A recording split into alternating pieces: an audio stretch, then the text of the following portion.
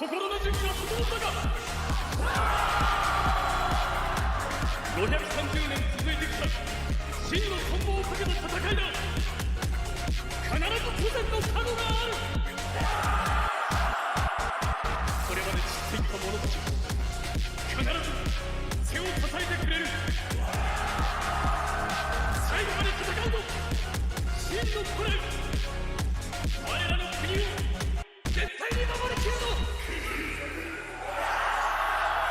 Salut les gars, bienvenue sur cette petite review du chapitre 863 de Kingdom. Alors tout d'abord, je vous invite à vous abonner, à lâcher votre like et votre commentaire.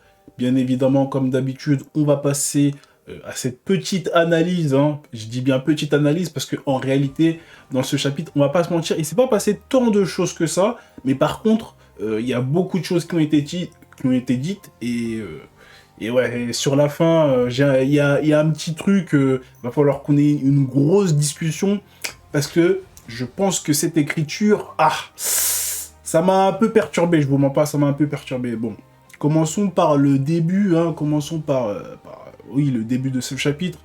Voilà, on reprend ce duel hein, avec Sekaun et Jin, donc, que dire.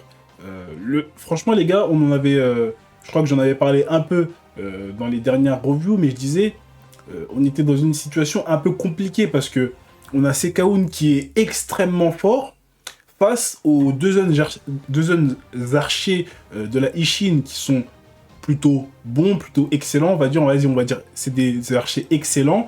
Ils n'ont pas encore leur place parmi les 10 grands archers de Chine, mais en réalité, maintenant qu'on a vu tous ces chapitres, normalement, ils doivent avoir leur place. Hein, et même avant qu'il y ait le duel, maintenant on sait qu'ils ont sûrement leur place, ils avaient déjà sûrement leur place, sinon ce serait déjà illogique.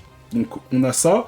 Donc en fait là, j'ai une impression qu'en fait, Jin et Tan, surtout Jin, en fait c'était des mecs qui étaient surpuissants, et on l'apprend quasi que maintenant. On savait qu'ils étaient forts, hein. On va pas se mentir, on sait, c'est des gros archers, etc., etc. Mais on a vraiment l'impression que, en fait, ces mecs-là, ils sont vraiment, vraiment, vraiment forts. Surtout Jin, hein. Surtout avec la fin du chapitre. Mais bon. Alors, on a toute une série de flashbacks entre le duel où Jin commence à s'éveiller. On a même Kyukai et Kurei qui lèvent la tête au ciel. Waouh, cette puissance, c'est vraiment quelqu'un qui est comme Uken et tout. Wow!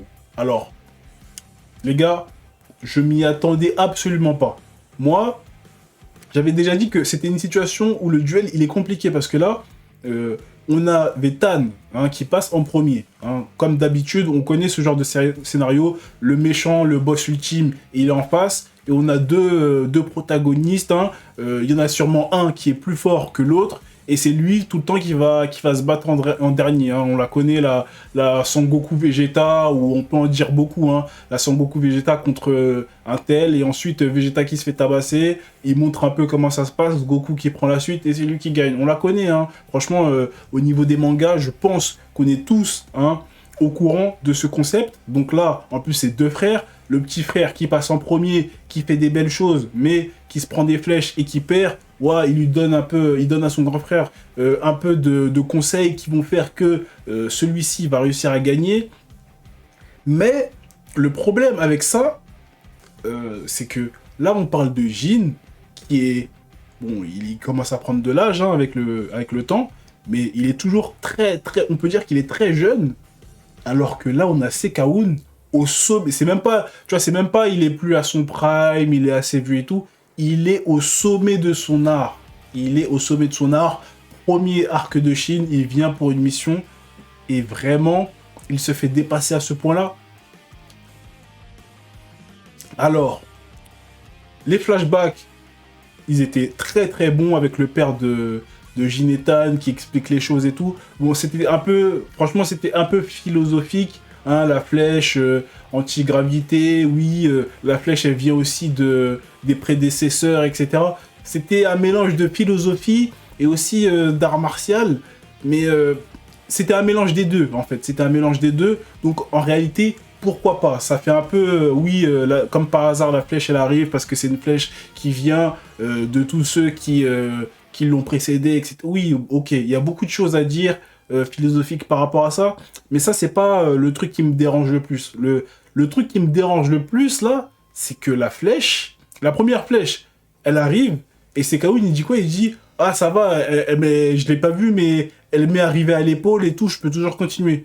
Et boum, quelques pages d'après, il se prend la flèche dans le cou.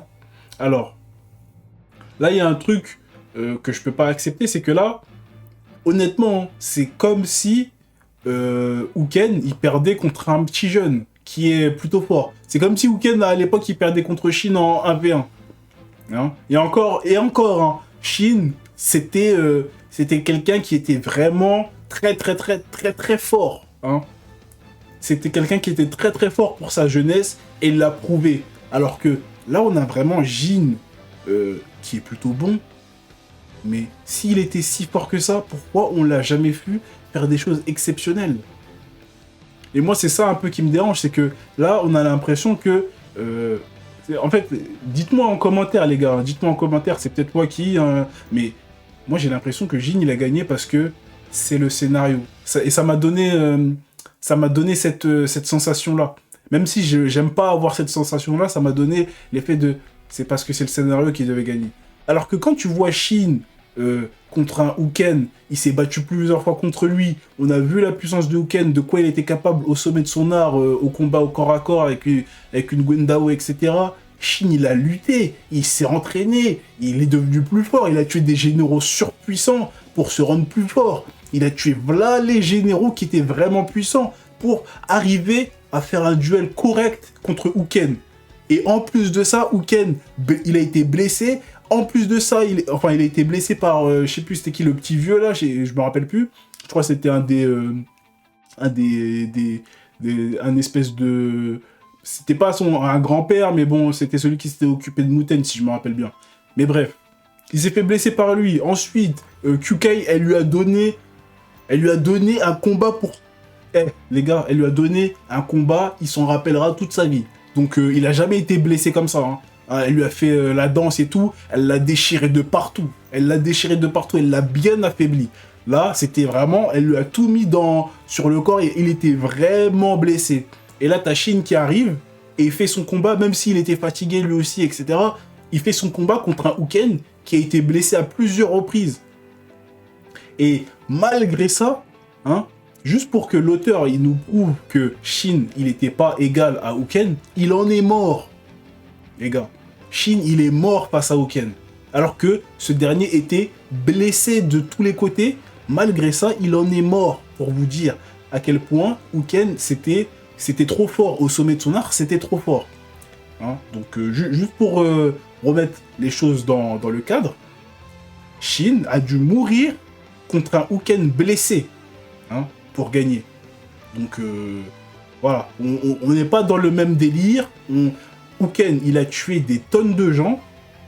Il a tué des tonnes de gens qu'on connaît. Hein. C'est pas des random, oui, il y a 20 ans, j'ai tué un tel, j'ai tué... Même pas, en plus. C'est même pas ça. C'est que Uken, même il y a 20 ans ou je sais pas combien de temps, il a tué des personnages emblématiques de Kingdom qu'on connaît des flashbacks et de l'histoire que Kingdom nous a donné. Donc, même ça, c'est choquant. Et dans l'actualité, il a tué plusieurs personnages que l'on connaît, que l'on a aimé, ou bien qu'on connaît de nom grâce au chapitre, qui étaient forts. Et là, tu te dis, ah, ok, c'est quelqu'un, c'est toujours quelqu'un, et actuellement, quand Shin se bat contre lui, il se bat contre cette personne qui est quelqu'un. C'est pas n'importe qui, Uken, hein, à l'époque. Là, maintenant, on a Sekaun. Franchement, si Uken, c'est la Gwendao, Sekaun, c'est censé être vraiment l'archer. Parce que là, c'est pas une question de stratégie, c'est le meilleur archer parce qu'il est stratège ou quoi, il sait mettre des embuscades. Non, on a dit, c'est le meilleur archer de Chine. Il n'y a personne qui est plus fort que lui à l'arc pour tuer des gens. Aussi simple que ça. Aussi simple que ça. Il y a pas... On nous a pas dit, oui, c'est parce que il a une bonne vision ou quoi. Non, non, non. C'est le meilleur archer de Chine parce que c'est le plus fort. Tout simplement. Et là, on a un archer déjà, reprenons du début. On a un archer. Franchement, c'est fit. On sait juste que c'est le premier archer. Ça, c'est dommage. Qui l'a tué, hein? On sait pas qui de vraiment important dans Kingdom il a tué. On sait pas. Tu vois, il a pas un background assez emblématique. On se dise, ah oui, lui, il a fait ça à un tel. Peut-être nous donner des noms de généraux anciens ou quoi pour nous hyper. Pas vraiment. Ensuite, il arrive sur le champ de bataille. Il met une flèche à Yotenwa. Ok, il la blesse, mais elle n'est pas morte. Il met une flèche au roi Fego. Il n'est pas mort. Même si c'est blessé, hein, attention. Hein. Tu vois, c'est justement, c'est que dans les chapitres, quand on voyait ça directement, quand tu vois l'image de Yotenwa, oh, j'avoue, on était comme ça. Rappelez-vous, on était en mode, ah oui, quand même. Ah oui, Yotenwa, une flèche au sol agonisante, le roi Fego pareil. Tu te disais, ah oui, on est sur quelque chose d'intéressant, on est sur un antagoniste, un ennemi sur le champ de bataille, qui va faire mal. Les deux ne sont pas morts. Les deux ne sont pas morts, et j'ai l'impression que même le fait que aucun des deux soit mort, ça dévalorise en fait la puissance de Sekaun. Parce que là on se dit, oui c'est vrai, si elle avait pas bougé de 1 centimètre, elle serait morte, blablabla. Si le roi Fego il avait pas avec lui des gens pour l'aider et que voilà, il y a trop de choses qui font que oui mais ok c'est pour ça qu'ils sont pas morts. Mais ça dessert le personnage. Ensuite il arrive, il voit deux petits jeunes, deux archers talentueux. Parce que là on est sur des archers, ils ont du talent, mais c'est pas des cracks de fous malades. Voilà, contre Tan, bon, Tan, il l'a expédié, même s'il a été surpris sur la dernière flèche, il l'a été expédié. Et même si, allez, il se prend une égratignure sur la... Voilà, c'est acceptable. Mais là, on a Jin qui l'a battu à plat de couture. Honnêtement, dans ce scénario-là, j'aurais pensé à quelque chose du genre, les deux, ils se battent mutuellement. Oh, wow, Jin, sur un coup de tête, il fait un truc de fou. Il fait même sa flèche qu'il a faite. Sauf que cette fois-ci, elle touche Sekaun. Il est blessé et il peut plus tirer à l'arc et tout. Et Jin, lui, voilà, il est au bord de la mort, tu vois. Quelque chose dans ce genre-là. Je m'attendais au moins à quelque chose de ce genre-là. Parce que j'en avais parlé dans les vidéos précédentes. C'était que je savais pas où ça pouvait aller pour que ce soit acceptable. Parce que c'était soit un truc du genre Tan, il meurt. Et ensuite, Jin, il prend la relève, il s'énerve, il s'éveille et tout. Là, je veux bien. Il s'éveille et peut-être qu'il est à l'agonie et il arrive au moins à régler ce problème de Sekaun. Un truc dans le genre. Parce qu'on sait très bien que les deux, il n'y a pas moyen que Jin et Tan meurent à ce moment-là. Même si c'est Kingdom et que les personnages peuvent mourir et tout, on s'attendait tous à ce que au moins un des deux survive. Donc voilà, on n'était pas trop étonnés. Mais le fait qu'il gagne comme ça... Alors, c'est vrai que Jin, il a été blessé par une flèche et tout, mais c'est pas une flèche qui va le tuer, on sait très bien. Peut-être qu'il sera hors jeu le reste de la bataille, comme Tan, sûrement, mais même ça, en fait, c'est pas suffisant. Les gars, c'est pas suffisant. Là, il l'a tué. Il a tué Sekaun. Sekaun, il a vu ça. Oui, bien sûr, les gars, il y avait une explication. Parce que vous allez dire peut-être, ouais, mais il y a une explication, les flashbacks, etc. Je suis d'accord. Mais les gars, on parle du premier archer de Shin, et là, t'as Jin, en mode instinct, il s'éveille en plein combat et il le tue. 1v1. Personne n'intervient, personne truc. 1v1, il a été plus fort que lui. Là, Jin, c'est le meilleur archer de Shin. Tout simplement. Là, il n'y a pas de... Je sais pas quoi. Il a tué le numéro 1. Fair play. Et c'est ça qui me... Il a tué fair play. La première, touche l'épaule. Et encore, hein, touche l'épaule, c'était bizarre, mais touche l'épaule. Il la voit pas. Deuxième, gorge. Elle ressort, la flèche, elle ressort par derrière. Waouh. Franchement, les gars, je m'y attendais absolument pas. Alors c'est vrai que c'était joli, la case elle était jolie, je vais pas mentir. Les gars, la case elle était jolie à la fin, hein. C'était très très stylé. Comment le chapitre il a été amené, c'était très très stylé. Mais c'est juste la fin les gars, je vous mens pas, ça m'a choqué. Je me dis, attends, il est mort là?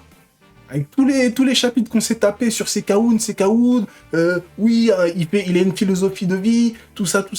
Il a fallu d'un flashback du daron de Tan, de Jin et Tan, pour qu'on comprenne que bam, il s'est éveillé. Wow. Et t'as Kukai et Kura qui disent, ah ouais, il y a quelqu'un qui s'est éveillé là, du même niveau que Uken. Waouh. Après, bon, faut pas prendre tout ce qu'ils disent à la lettre. Mais c'est juste pour vous dire que, en gros, là, il y a quelqu'un qui s'est éveillé au sommet de son art. Au sommet de son art, donc Jin. Et c'est ça, donc là, on a un Jin qui est au sommet de son art. Premier archi de Shin, il a atteint l'illumination, il est éveillé. Parce que c'est pas... Shin, on sait très bien qu'il est fort. Mais à aucun moment, on nous a expliqué que c'était lui le plus fort, le combattant le plus fort en 1v1. Et on sait très bien qu'il l'est même pas. C'est ça le truc, on sait très bien qu'il l'est même pas. On sait très bien que Shin, contre n'importe qui, contre n'importe quel combattant, qui soit généraux de je sais pas quel pays, etc., on sait que jamais de la vie, Shin, il peut se faire one-shot. Ça, c'est sûr et certain. Hein. Et c'est même pas parce que c'est le personnage principal ou quoi. Hein. On sait que c'est impossible qu'il se fasse one-shot. Même s'il perd, le mec en face, il va en chier. Hein. Il va en chier pour le vaincre. Ça, on le sait tous. Hein. Même les gens qu'on connaît pas, c'est des monstres des forêts. Hein, on les connaît, les gens de Riboku là, qui sortent des forêts, les gens comme ça. Tous ces gens-là, s'ils viennent, ils tapent Shin. Même s'ils gagnent, ces gens-là, Shin, jamais de la vie, il tombe au sol premier coup. Et jamais de la vie, le mec en face, il ressort avec son cheval tout beau, tout propre. Hein. Jamais. Ça, on l'a bien compris. Mais, pourtant... Shin n'est pas au sommet de son art. Et là, on a Jin où, implicitement, hein, l'auteur, il nous fait comprendre que Jin, ça y est, c'est le premier arc de Shin, et il a éveillé son art. Parce que même quand il tue Sekaun, vous avez vu, je sais pas si vous avez bien regardé les yeux et le regard de Jin, il est éveillé. Ça veut dire, pas de gouttes qui tombent, pas de pression, genre regard froid en mode t'inquiète, je vais te faire en fait. Je sais que je vais te faire, j'ai compris la technique, je sais que je vais te faire. Il était sûr de lui. Tu vois, c'était même pas une flèche en mode ah, il faut que je réussisse, tu vois. C'était même pas un truc ric-rac. C'est ça le truc, les gars. C'était même pas ric-rac, tu vois. Même quand Shin s'est battu contre Uken, c'était en mode ah, je donne tout ce que j'ai, je donne toute ma force. Ah, je puise dans mes réserves, j'y vais à 150% et tout. Là, on avait Jin, il avait le regard froid. Un aigle. L'œil de l'aigle. Franchement, les gars, waouh. Waouh, ça, franchement, c'était choquant. Hein. Je sais pas si on va vraiment aller sur cette pente glissante, parce que là, maintenant, les gars, je suis désolé, mais la suite de Kingdom, avec ces chapitres-là, on va devoir se concentrer, hein, parce que là, peu importe. Je veux pas qu'après on me dise oui, mais il s'est éveillé, Jin, il s'est éveillé une fois, il n'arrive pas à le refaire. Je veux pas des trucs comme ça. Hein. Parce que là, il faudra nous justifier le fait que ce mec-là, Jin, il n'arrive pas à tuer des gens. Parce que si Sekaun, hein, au sommet de son art, il peut destroy des Yotenois sans qu'elle s'en aperçoivent, sans que ces gens des montagnes avec des oreilles ou je sais pas quoi, ils entendent rien, ils voient rien, et que le roi Fego pareil, faudra nous expliquer comment, hein, parce qu'en plus lui, Sekaun, il a pas la flèche, il a même pas la maîtrise de la flèche que Jin il a faite et tu la vois pas. Hein. Donc lui, il faut le dire, hein, parce que il faut qu'on remette les choses dans l'ordre. Là, on a Sekaun qui connaît pas la technique de Jin, il a jamais vu ça de sa vie. C'est une technique inédite. Lui, avec ses propres techniques, il arrive à tuer Yotenois, enfin il arrive à abattre Yotenois, qui est reine des montagnes et connaît les trucs embuscade, flèche et tout. Elle est préparée, le roi Fego pareil. Il arrive à abattre ces deux-là sans que les deux ne s'aperçoivent de rien du tout et sans que leurs gardes qui sont spécialisés dans ce domaine-là, ils soient pris au dépourvu. Ok. Maintenant, on a Jin qui a une flèche que même Sekaun n'arrive pas à voir. Il avait... Tu vois, c'est pas la flèche, elle est arrivée trop vite, elle a fait un angle bizarre. Il n'arrive pas à voir la flèche. Genre, la flèche, quand il l'a vue, en fait, c'était trop tard. La flèche, elle était déjà derrière lui. Je sais pas si vous avez capté le délire. À deux reprises, ça veut dire une fois. Allez, une fois, il s'est dit, ok, oh, c'est chaud. Et là, il était concentré en mode de, waouh, il faut que je fasse attention quand même, tu vois. Et il se la prend quand même dans la gorge. Il était préparé. Il le regardait droit dans les yeux. Mais il n'a pas vu la flèche où elle allait. Il l'a vu quand c'était trop tard. Donc là, il faudra nous expliquer comment Jin va pas tuer des généraux sans qu'ils s'en aperçoivent. On va pas se mentir. Parce que là, s'il est capable de ça sur Sekaun, qu'il le regarde droit dans les yeux, je suis désolé, mais Jin là, il va falloir qu'il fasse ça à des Riboku, qu'il fasse ça à des Baté, qu'il fasse ça à tous ces gens-là. Là. Tous ces gens-là, ils doivent se prendre une flèche. Hein. Tous ces gens-là, ils doivent se prendre une flèche et il n'y a pas de « j'ai mon instinct qui... » Non, parce que là, on a vu que ça servait à rien. Et c'est là le problème. Comment l'auteur va pouvoir nous expliquer ça? Parce que là, c'est une grosse pente glissante, les gars.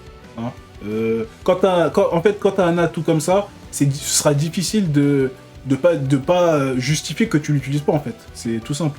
Hein, comment tu vas pas utiliser un mec qui peut te lancer, te viser un mec à je sais pas combien de mètres sans que la flèche elle fasse de bruit ou qu'on la voit et qu'il le fasse pas tout le temps, en fait.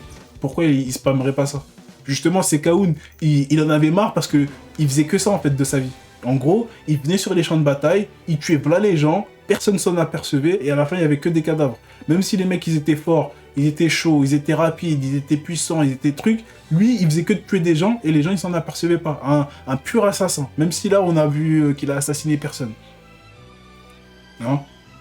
Donc franchement les gars, je suis... on verra les prochains chapitres. Hein. On verra les prochains chapitres. Mais les gars, c'est un peu chaud. C'est un peu chaud. Franchement, le Jin là, faudra que l'auteur il sache comment il va l'utiliser. Mais franchement les gars, franchement, si il nous sort le délire de oui mais je me suis éveillé mais j'arrive pas à réavoir cette sensation. Non, s'il vous plaît. Hein, pas comme ça. S'il vous plaît, pas comme ça. Hein. Et justement, s'il fait pas ça et que il peut avoir ce même niveau qu'il a tout de suite contre Sekaun, quelle sera la justification pour pas qu'il tue tout le monde sur le champ de bataille? Parce que là, Sekaun, il est arrivé, les gens ils étaient au courant que c'était le... bon, après qu'il ait fait son bazar, hein, mais les gens ils étaient au courant que c'était le premier. Donc là, la popularité de Jin, premier arc de Chine, hein, déjà, premier arc de Chine, et même s'il blablate en disant oui mais ils ont fait double duel et tout, si vous voulez, il est deuxième ou troisième ou quatrième, peu importe, mais il va faire partie des arcs de Chine, et peut-être même son frère Tan aussi. Et à partir de là, comment on va faire pour les batailles en fait? Même s'ils sont au courant, même si les généraux en face, ils sont au courant qu'il y aura Jin en face, etc., faut faire attention. Là, on a des gens qui étaient au courant. On a Sekaun. En fait, là, je sais pas si vous voyez comment je suis en PLS, là. On avait Sekaun qui le regardait dans les yeux, il a pas vu la flèche. On a Yotenwa et Fego et le roi Fego. Ils ont des gens qui sont spécialisés dans ce genre d'attaque et ils ont rien vu. Comment ça va se passer, les gars? Comment ça va se passer? Non. En tout cas, dites-moi en commentaire ce que vous en avez pensé. Mais après, bien sûr, hein, c'était un bon chapitre, les gars. Je vais pas mentir. Moi, j'ai kiffé. Mais c'est juste la fin. Je m'attendais pas à ce qu'il meure, en fait. C'est juste ça. Je m'attendais pas à ce qu'il meure comme ça. En mode de... Il a été vaincu. À plat de couture. Donc, sur ce... Je vous souhaite une bonne soirée. N'oubliez pas de liker et de vous abonner. Et n'oubliez pas votre commentaire. Là, j'ai besoin de vos avis, les gars. J'ai besoin de vos avis. Sur ce, à plus. 次は君だ。